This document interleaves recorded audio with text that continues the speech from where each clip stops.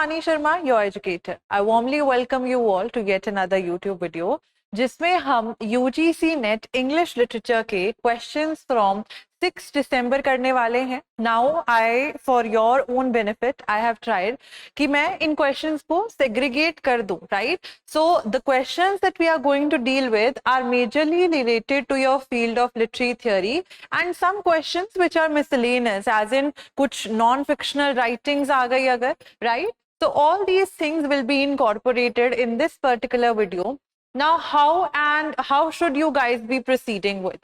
Keep your pen, paper, notebook, etc. with your own selves and make sure that हर एक question को you guys are answering, right? And when you are answering or when you are reading the question, पहले तो आप जो video है उसको pause करेंगे, then you will play that video to see what is the answer. But make sure that you are paying commitment in this particular process, and second thing is that you are completely being honest while solving questions, right? So the first question, without any further delay, let's just solve the first question.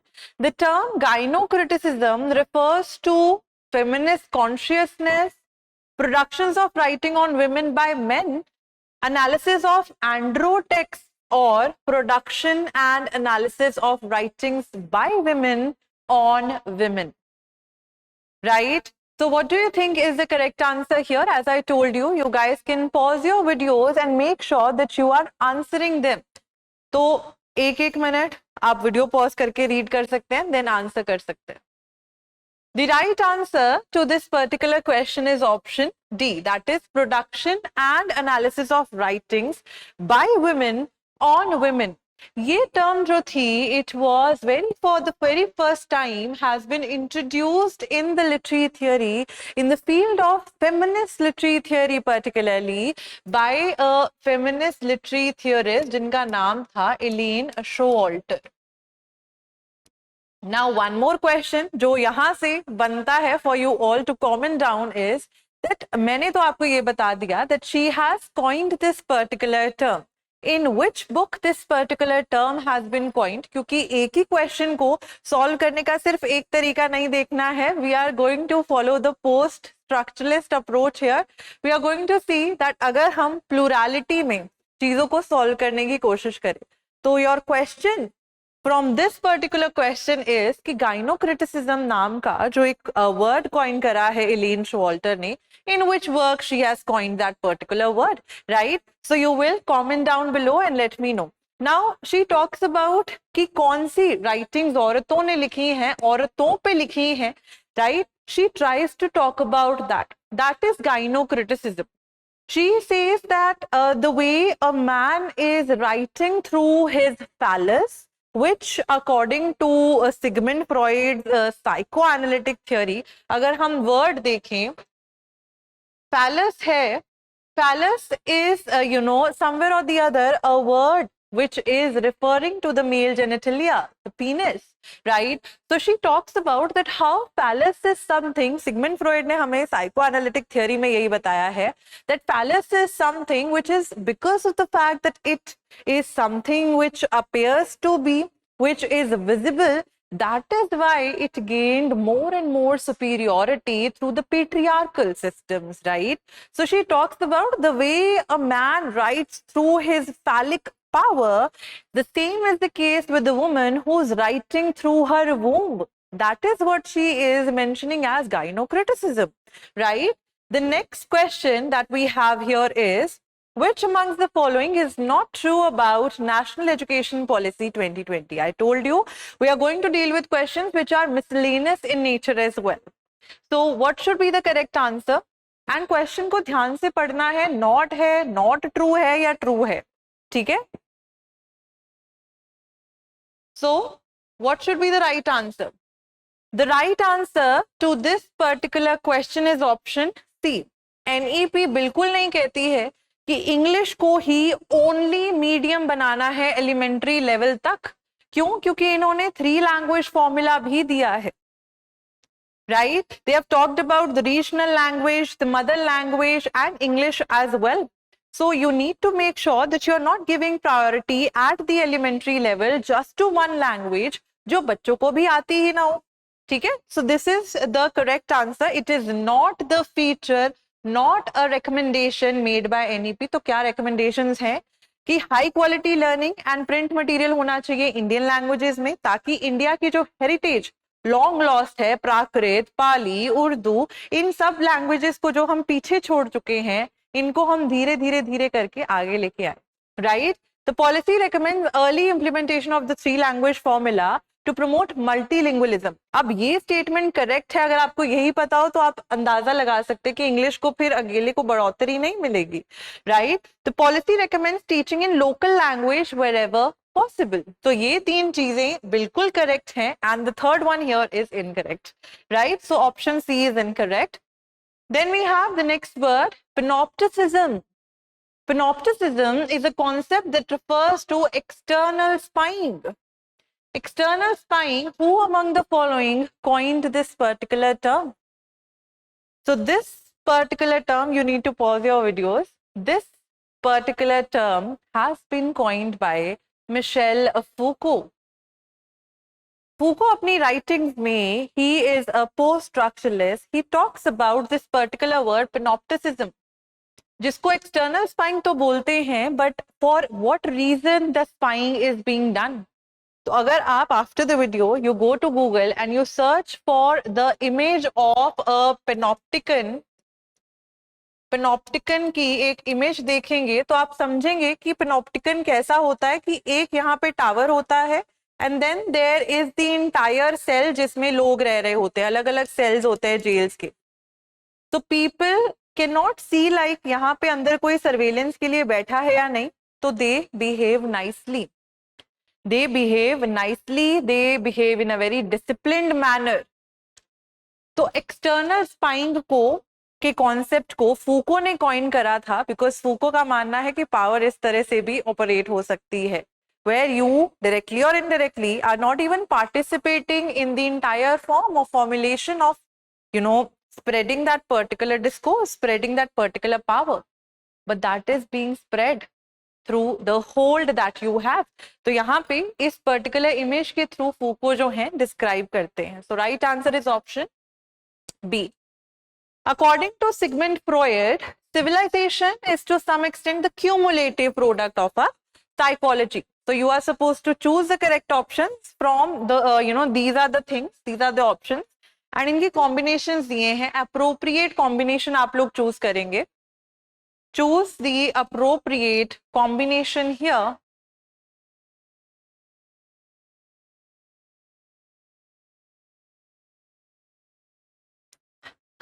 Have you done that? The right answer to this question is option C, that is option A, D and E. ये तीनों जो हैं ये correct option है.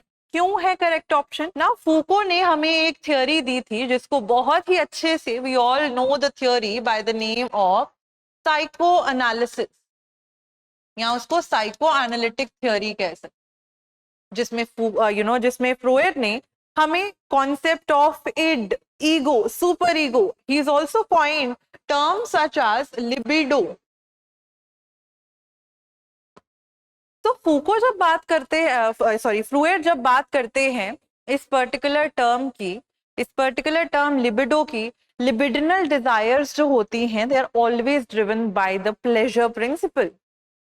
Right, कि आपको pleasure के लिए, हैप्पीनेस का pursuit is something which is, आपको खुशी चाहिए. खुशी क्या है, किससे हम इसको रिलेट करके देखते हैं, the pleasure. Right, so the purpose of human life is the pursuit of happiness because of the pleasure principle that we have. Right, creative art reflects the purpose of human life. क्योंकि Freud का मानना है कि अगर कोई artist अपनी art के through कोई चीज क्रिएट कर रहा है, आप लोग ने पेंटर्स देखे होंगे, आप लोग ने स्कल्प्टर्स देखे होंगे, आप लोग ने राइटर्स देखे होंगे लिटरेचर के, writing is also a form of art only. So Freud here says that writing और क्रिएटिंग आर्ट, जो क्रिएटिव आर्ट होती है, पर्पस ऑफ ह्यूमन लाइफ को डिस्क्राइब करती है, क्योंकि वो हमारी अनकॉन्शियस से जन्म लेती है. Whatever thoughts we have stored in here which are not taking surface, we let them move around on the pen and the paper. We let them create a reality for us. Right तो psycho analytically हमारी unconscious में stored thoughts को आगे लेके आती है creative art. Civilization is analogous with the human psyche. Analogous with the human psyche how? कि जिस तरीके से एक सिविलाइजेशन बढ़ती है उस तरीके से एक ह्यूमन बीइंग का सोचने का तरीका भी बढ़ता है. अब बच्चे से बड़े का सोचने का तरीका देखो, यू नो जैसे एक सिविलाइजेशन एवोल्यूशन की तरफ बढ़ रही है और वो ग्रो करती है, उसी तरीके से एक बच्चे का माइंड भी to an adult to a teenager first of all उस तरीके से बढ़ता है. Right, that's why option A, D and E are the correct option. That is option C here. Next is we have these terms. You're supposed to match the term that who coined that particular term. Right? So there are terms. Let's try to match them up here. Let's try to match them up here. Correct? Right option should be answer A. क्योंकि heteroglossia is a term, अगर आपने simple से simple term ambiguity भी guess कर लिया होता तो ambiguity is coined by William Empson in his work 7 types of ambiguity में उन्होंने एम्बिग्विटी टर्म कॉइन करी. एम्बिग्विटी क्या होती है? एम्बिग्विटी के बहुत सारे टाइप्स होते हैं. वैसे तो एम्बिग्विटी होती है जब you don't have anything clearly presented in front of you. आप एक द्वंद में रह जाते हो कि स्टोरी के एंड में हुआ तो हुआ क्या. राइट तो जब आपके पास या आपने कोलरिज की पोम अगर क्रिस्टबल पढ़ी होगी, क्रिस्टबल के एंड में भी तो यही होता है ना कि रीडर को पता ही नहीं है कि क्या हुआ क्या नहीं. तो that is ambiguity and William Empson in his work 7 types of ambiguity discuss 7 तरीके की एम्बिग्विटी को. Right so we have C का 1 इसमें भी है, इसमें भी है. Let's try to break it any further. Discourse is related to Michel Foucault. C का 1, D का 4. That is option A only. That is A का 3. Bakhtin के साथ heteroglossia term जो है multiple voices, right? And structures of feelings is associated with the cultural theorist, the cultural materialist, named as Raymond Williams. Structures of feelings के साथ Williams क्या कहना चाह रहे हैं यहाँ पे कि एक पर्टिकुलर सोसाइटी में बहुत सारी चीजें जो है वो घर कर जाती हैं. There are several shared feelings amongst the group of people. तो जैसे आजकल के टाइम पे लोगों को फेयर ऑफ मिसिंग आउट हुआ है with regards to the northern lights जो देखने के लिए मिल रही है ऑरोरा. तो पीपल आर लाइक इंडिया में क्यों नहीं दिख रही, इंडिया में वो नॉर्दर्न लाइट्स क्यों नहीं दिख रही, वो हरी सी लाइट्स जो आसमान में, ये बड़े मीम्स आजकल प्रेवलेंट हुए हैं ना. तो everybody is feeling that FOMO, the fear of missing out. That is a shared structure of feeling amongst the group of people in India. Right heteroglossia multiple voices, structures of feeling, ambiguity, discourse, any written or oral form जिसके through power जो है वो spread करी जाए, जिसके through particular चीजें, औरत है उसको इस तरीके से होना चाहिए. तो दीज आर सर्टेन डिस्कोर्सेस अगर लिखे या ओरली नरेट किए जा रहे हैं, बट वो नरेट कौन कर रहा है? जो इंसान पावर में आ रहा है. तो ये टर्म जो थी हमारे फूको ने दी है. ठीक है, which makes it option A is the correct answer. Then we have which among the following is not written by a sports person? Try.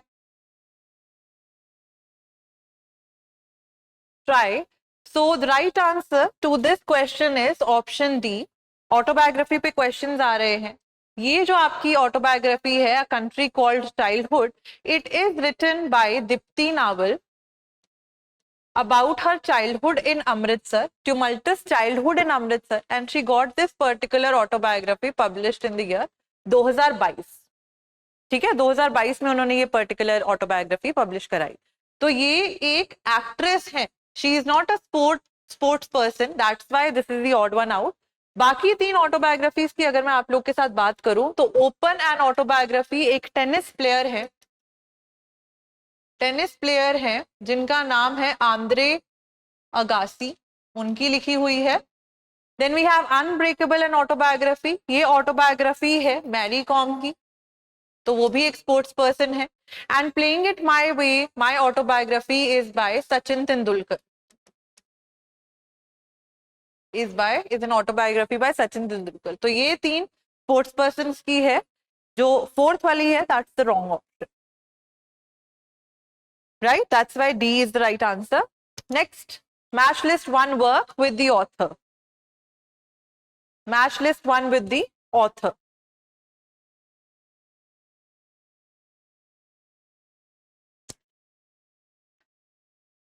अगर दो भी इनमें से आते हैं तो इजीली हो जाएगा. Wretched of the earth, black skin white mask, अगर आपने सुना होगा तो इसका आंसर है France Fanon, which makes it A:4. A:4 is in one option only. Let's try the other one. वैसे nation and narration, Edward Said, culture and imperialism, Homi K Bhabha and imagined communities, Benedict Anderson. So A:4, B:3, B:2. No, let's just try to understand. The Wretched of the Earth, ये ही गलती होगी मेरे से. The Wretched of the Earth, France Fanon ने लिखी है, right? Then we have Imagined Communities is by Benedict Anderson. ये दोनों मैंने बोला था आपको आती हो तो आप क्लियरली कर सकते हो. So A:4 and D:1. A:4, D:1. Option correct हमारा C है, right? So we have B:2, nation and narration, Homi K Bhabha, cultural imperialism, Edward Said. So because of that thing, it all got messed up. But yes, C is the right answer. C is the right answer here. The next question that we have is assertion reason based. Assertion कहती है कि discourses are cultural and social practices rooted in psychic and physical reality. ठीक है, सोच में हो जाती है discourses. ठीक है, discourses जो हैं cultural social practices जो कि सोचने में साइकिक तरीके से और फिजिकल रियलिटी मैनिफेस्टेशन के फॉर्म में, या manifestation in not that particular sense but physical reality, यानी कि हम रिटन फॉर्म में हम देखते हैं. तो ओरल ट्रांसमिशन यहाँ पे स्टोर होता है, रिटन जो है वो लिख के बांटा जाता है. रीजन क्यों है? Because Foucault defines discourse as the material manifestation of thought which shapes our subjectivity. Why do we have patriarchy here? Because there would have been people who would have brainwashed, who would have passed the discourse कि हाँ जी ये लोग जो है ये these are, या जैसे Adam and Eve के थ्रू, एडम के रिब के थ्रू ईव क्रिएट करी गई, तो ये डिस्कोर्स पैदा हो गया कि Eve is supposed to be the weaker sex. So how these things, these thoughts that people have, उनको मटीरियल मैनिफेस्टेशन दी जाती है through the forms of writings and everything. So what do you think based on this particular description that I've given is the right answer here? The right answer to this question is of course option A, क्योंकि फूको ने जो definition दी है ये मिल रही है. Assertion कह रही है कि discourses are cultural and social practices which are rooted in psychic and physical reality because Foucault defines discourse as the material manifestation of thought. कि आपने बोला कि लड़की ऐसी होती है, एक बार नहीं बोलोगे, दो बार नहीं बोलोगे, तीन बार बोलोगे, लोग सच मानने लगते हैं, right? So material manifestation of the thought, you start treating your sister, you start treating your wife like it has been mentioned somewhere. Correct? So option A is the correct answer. Next question, new historicism reading of Dalit writing. New historicism क्या कहते हैं? New hysteresis का मानना ये होता है कि there are other texts which go beyond the literary text की importance and you should read those co-text. literary theory जो न्यू हिस्टोरिसिज्म में आती है उसमें ये टर्म बहुत इंपॉर्टेंट है, co-text, यानी कि जो टेक्स्ट मेन कैनन के टेक्स्ट को सपोर्ट करते हैं, which are telling us that Shakespeare अपने टाइम पे इसलिए ऐसे लिख रहे थे क्योंकि सोसाइटी में चीजें ऐसी चल रही थी, उन्होंने कुछ बना के नहीं लिखा, right? So what are the other supporting texts which are supporting the cultural materialistic conditions of a particular society in history, right? That is what a new historicist. लेकिन वो दलित राइटिंग के हिसाब से कैसे है?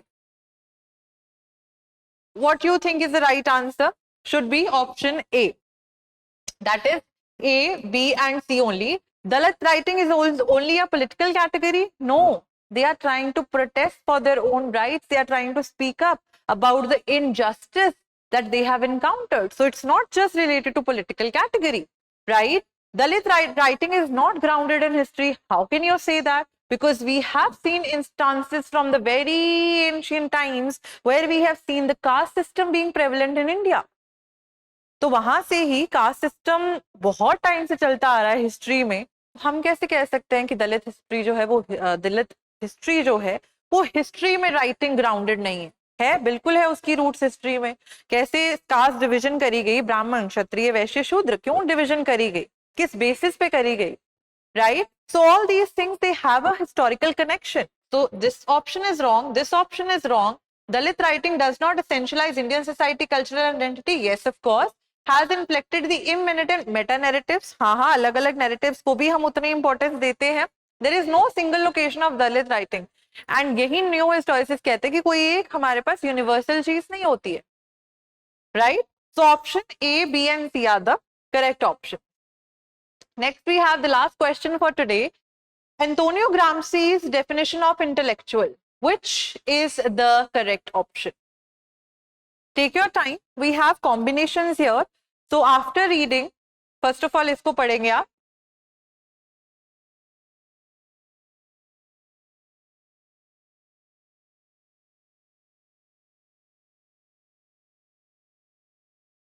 The right answer क्या होना चाहिए इस particular group में से, इन options में से?